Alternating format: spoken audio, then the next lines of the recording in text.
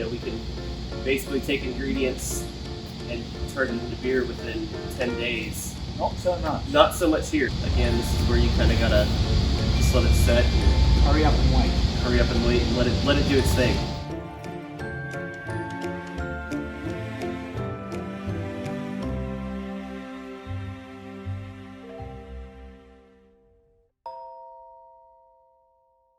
We started doing barrels a little bit before the partnership with the winery, but after the partnership is really kind of when it took off.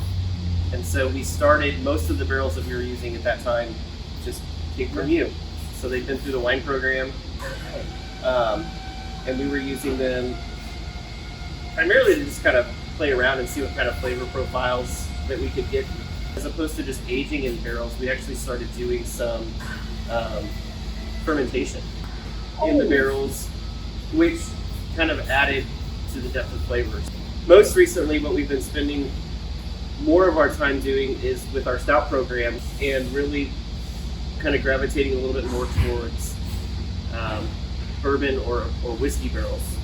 And so most of the barrels that are here right now are part of that program. These are all full currently with Anthony's pacification. So this is the barrel-aged version that we'll release at the end of the year. We actually make the beer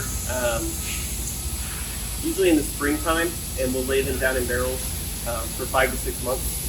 And so we do that really to just make sure that it's ready for release. Yeah.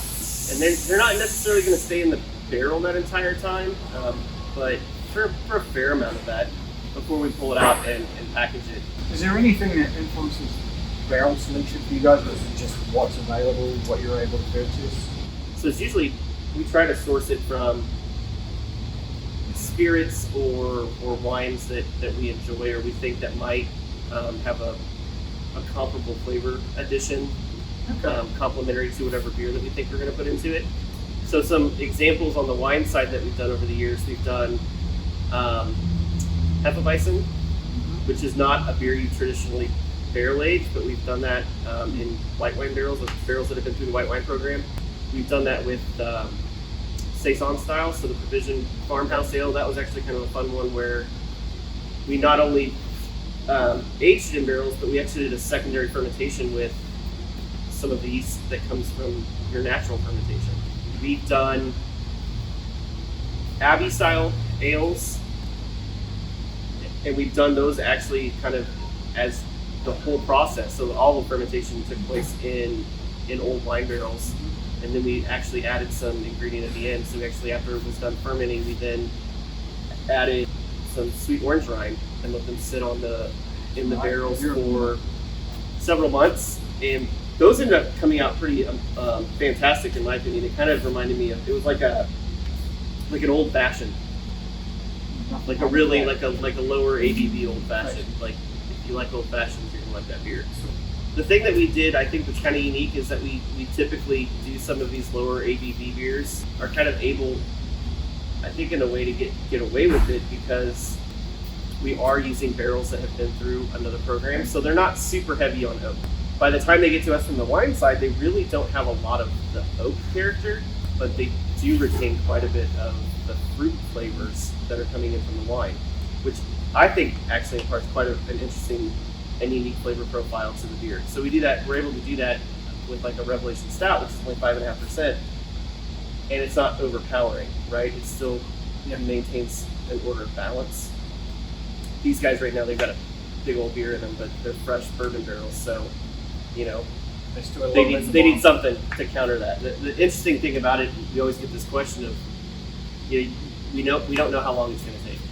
I mean, every barrel is different entirely, and it's dependent upon the condition and how long that particular beer needs to sit in there and rest in there. So again, how many times have we used the barrel? All of these things. There's a lot of different factors that go into the contact time that the liquid's going to need. So when we get to the end of this, part of what we'll do is we'll do the blend. It's not like we just dump the beer in the barrels, let it sit for 6 months, pull everything back out, throw it all in a tank and package it. We'll actually go through a blending to make sure that we get the best out of it. There, you could still get, even though all these barrels appear to be the same, they look good and everything else. We might find out a month from now that there was actually something wrong with one of these barrels. You get a barrel that's infected, that maybe something could have gone wrong, or just the flavor is just not fitting in an appetite that you like. So what we'll do towards the end is we'll pull samples of all this. We then we'll bring in some of the original products. So we usually do this around the time that we're making Anthony's for regular release, and that way we have some kind of base liquid that we can trial from too. So sometimes we'll even do some back blending, depending upon really what we're trying to, the aroma and flavor characteristics that we want. So it's just more colors on your palate.